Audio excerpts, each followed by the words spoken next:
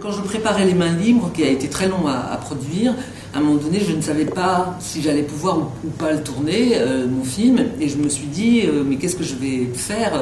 On a des périodes un peu noires, hein, dans les moments où on ne sait pas si on va pouvoir faire son film, et l'Astragal est revenu dans ma tête, vraiment comme ça, naturellement. D'un coup, j'ai repensé à l'Astragal, donc j'ai été le rechercher dans ma bibliothèque, je l'ai lu, et puis j'ai dit, mais ça c'est formidable, voilà, à l'aune de tout ce que j'avais vécu dans les prisons diverses et variées, et tous les gens que j'avais pu rencontrer, j'avais une façon de relire l'Astragal évidemment complètement différente de la première fois, et j'ai commencé à décortiquer le roman à ce moment-là, à voir comment je pouvais l'adapter au cinéma. Puis après j'ai tourné Les Mains Libres, et il s'est trouvé que très peu de temps après j'ai appris que je pouvais faire mon film, donc j'ai mis de côté le travail sur l'Astragal, j'ai tourné Les Mains Libres, et après, dès que ça a été fini et que le film était sorti, quasiment sorti, j'ai repris le travail sur l'Astragal. Voilà.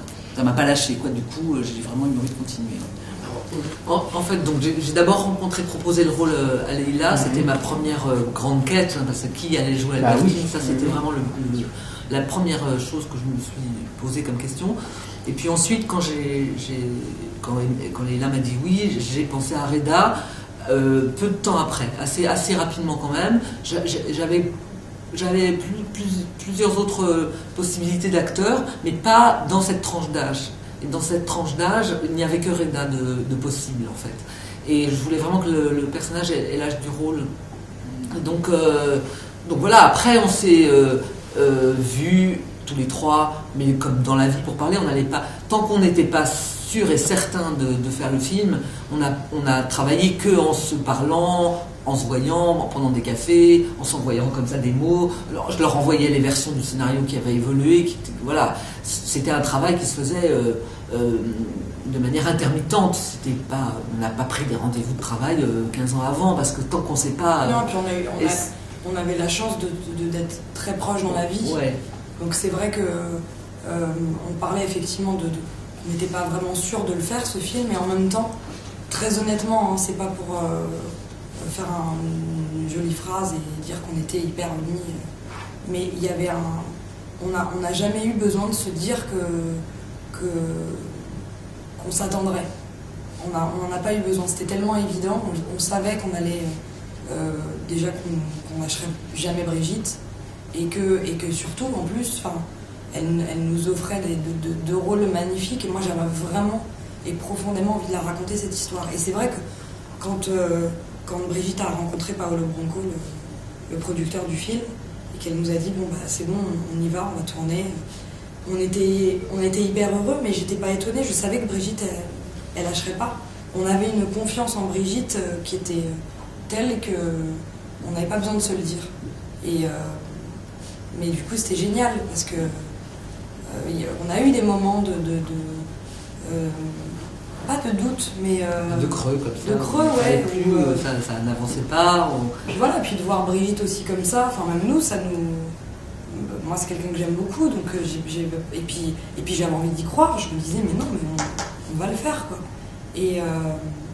Mais c'est drôle parce que ça a un peu éclaboussé. Moi je sais que mes copines qui font pas du tout partie du métier, on parle pas forcément tout le temps de ça, et puis l'Astragal, c'était, me disait alors c'est quand que tu vas le tourner, enfin c'était drôle, quoi, c'était assez et puis voilà, et puis Paolo est arrivé.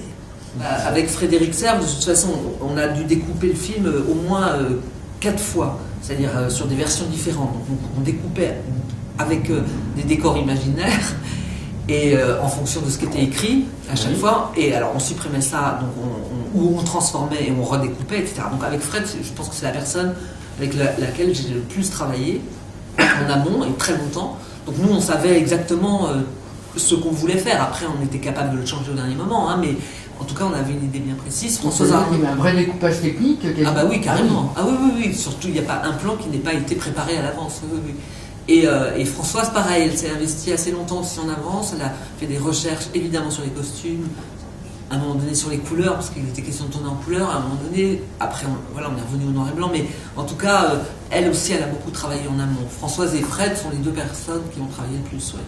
En fait, c'était pas tant, enfin, c'est pas que c'était pas approfondi, mais c'était plus des discussions qu'on avait.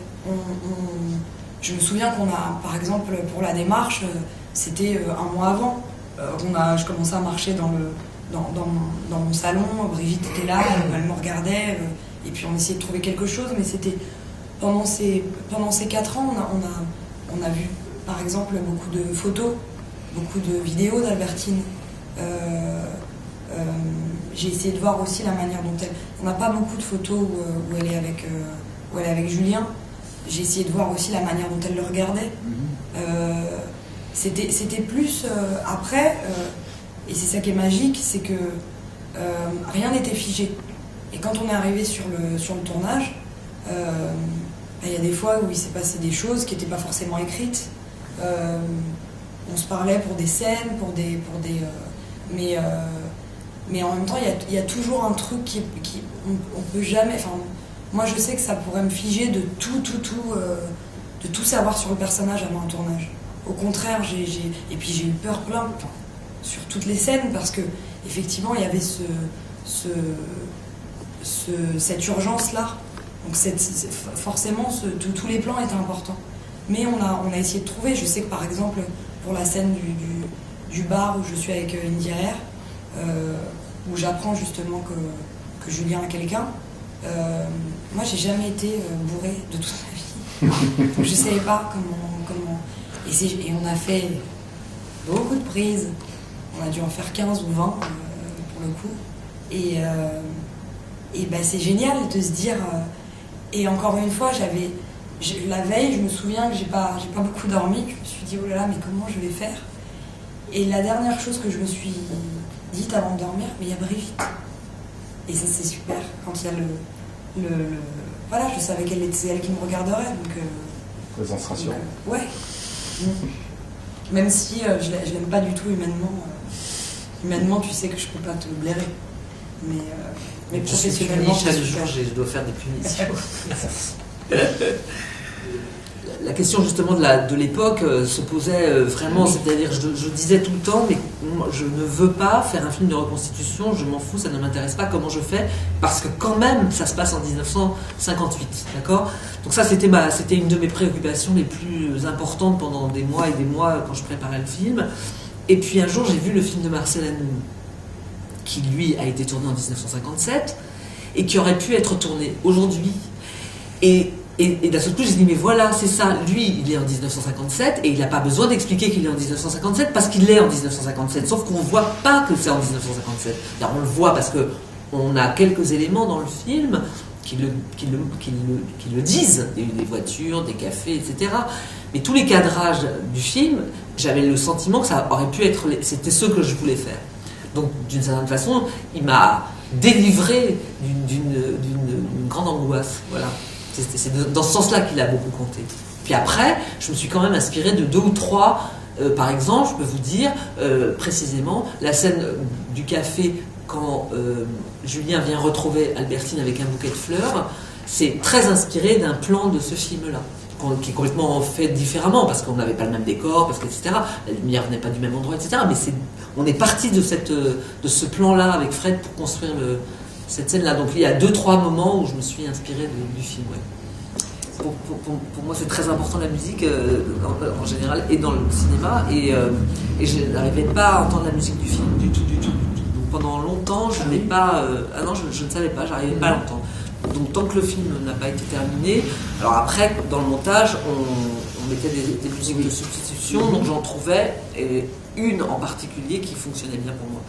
Et donc c'était le violon de Laurent Gorcia qui jouait à ce moment-là dans le morceau que j'avais utilisé. Et donc je savais que c'était ce son-là, de ce violon-là que je voulais. Et puis j'avais parlé, Béatrice Thierry, on se connaissait déjà, elle m'avait proposé à un moment donné voilà, on s'est rencontrés, on n'avait pas encore commencé le tournage, je crois, quand on s'est rencontrés, donc je lui ai dit, écoute, oui, je te montrerai le film, je ne savais pas si ce serait elle ou quelqu'un d'autre, voilà. Et puis je lui ai montré le film, et puis je lui ai dit, je veux que ce soit Laurent Gorcia, et puis elle a écrit, Laurent a dit oui, et puis ensuite, elle m'a donc fait entendre les propositions qu'elle avait faites, et on a travaillé ensemble, toutes les deux. Vraiment dans un petit studio d'enregistrement où on calait les musiques qu'elle avait, enfin les propositions qu'elle faisait, et on retravaillait ensemble sur certains passages des morceaux, où je lui expliquais là, plus là, non, moins là, etc. Et vraiment, on a alors, elle est compositrice, moi pas du tout évidemment, mais en tout cas, je suis parvenue à lui dire ce que je voulais.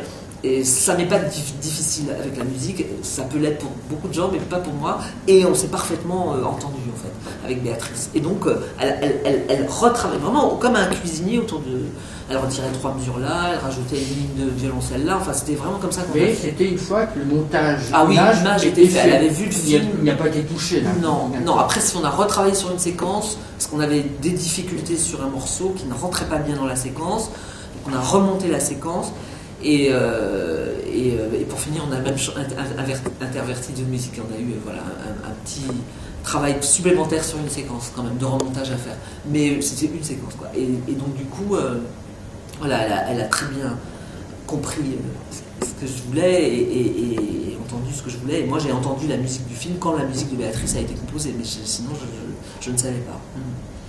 Et j'ai halluciné, hein, vraiment, parce que c'est la monteuse, elle a commencé à monter avant qu'on finisse le tournage. Elle voulait absolument pas que je vienne à la salle de montage avant qu'elle ait fini son premier bout à bout. Donc c'est des chaînes choisies et légèrement montées par l'avant et par la fin. 2h50. On a réduit à 1h35 en remontant à l'intérieur de certaines scènes, mais pas beaucoup, en virant des petites séquences d'articulation entre deux scènes que moi je croyais être indispensables et qui finalement ne l'étaient pas. Et je ne sais pas comment on est arrivé à 1h35, parce qu'on n'a viré aucune séquence fondamentale, aucune. On avait viré des petites choses, des petits bouts comme ça. C'est un tour de force, de passer Ouais. de 2h50. Ouais, mais vraiment, c'est un tour de Faut force. que le film soit amputé. Ah, il n'est pas du tout amputé, il ne manque aucun. Enfin, aucun acteur n'a été. S'il y a eu un acteur de coupé, c'était une réplique. Voilà, c'était une réplique de coupé. Ouais. Et les autres acteurs ont leur scène. Voilà, quasiment, ils ont toutes leurs scènes. Voilà, il manque un petit bout là, un petit bout là. Voilà. On a vraiment ôté des scènes de passage, en fait. Et à l'intérieur de certaines scènes, on a monté. Voilà. Et on est arrivé à 1h35. Je crois que je me faisais aucune idée. Hein. Non, je pense que c'est comme pour les mains libres. Je pense qu'on ne peut pas se faire d'idées. On a des sensations. Moi, j'avais des sensations musicales d'ailleurs qui étaient très liées à la musique sur certaines séquences. Des sensations de ce que je voulais qu'on sente musicalement et à l'image et tout ça, mais heureusement qu'on a. Enfin, moi je pense qu'il faut avoir aucune idée quand on commence le jour où on commence à tourner. Le mieux c'est de ne pas du tout savoir ce qu'on va faire pour pouvoir recevoir quelque chose de tout le monde. Donc moi j'avais pas d'idée, non, moi j'ai découvert le film en le faisant, en le voyant, les rushs et tout ça, et en le montant. Tout ça est apparu au moment de la fabrication. Ouais. Après, sur les cadres, évidemment, parce qu'il y a une chose très importante aussi qu'on a fait avec Fred, c'est pas seulement le découpage, c'est aussi tous les repérages. Moi, j'ai repéré tous les décors un par un, pas seulement les intérieurs, évidemment, qu'on a fait. On a repéré plus que repéré, puisqu'il fallait trouver le lieu où on allait tourner, puis fabriquer les décors, etc. Mais tout ce qui est à l'extérieur, ça a été repéré et re-repéré. Donc, je savais exactement ce que je voulais voir. Mais à l'intérieur de du cadre que je voulais voir, une fois de plus, là, c'était au moment présent que les choses se fabriquent, c'est pas avant ni après. Le fait de faire revenir Marie, c'est-à-dire ce personnage qui a compté beaucoup dans la vie d'Albertine à son adolescence, ne revient pas dans le roman, ça c'est nous qui l'avons fait revenir.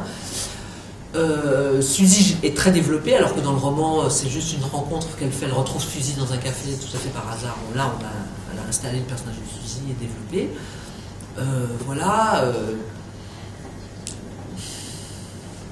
On a ôté beaucoup de choses, surtout du roman, plus qu'ajouté d'ailleurs, on a beaucoup ôté.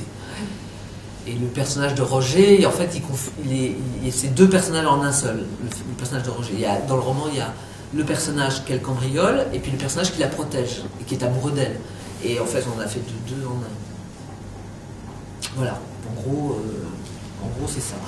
Après l'arrestation dans le commissariat, tout ça, c'est des choses que j'ai repris de sa vie d'avant, c'est-à-dire au moment où elle s'est évadée de la maison de correction, elle a vécu évidemment en attendant qu'Emilienne la rejoigne, puisqu'elles elle a attendu Emilienne pendant un certain nombre de mois avant qu'elle se retrouve, Et là, elle a vécu plein de choses. Donc ça, ces choses-là, elle les a racontées.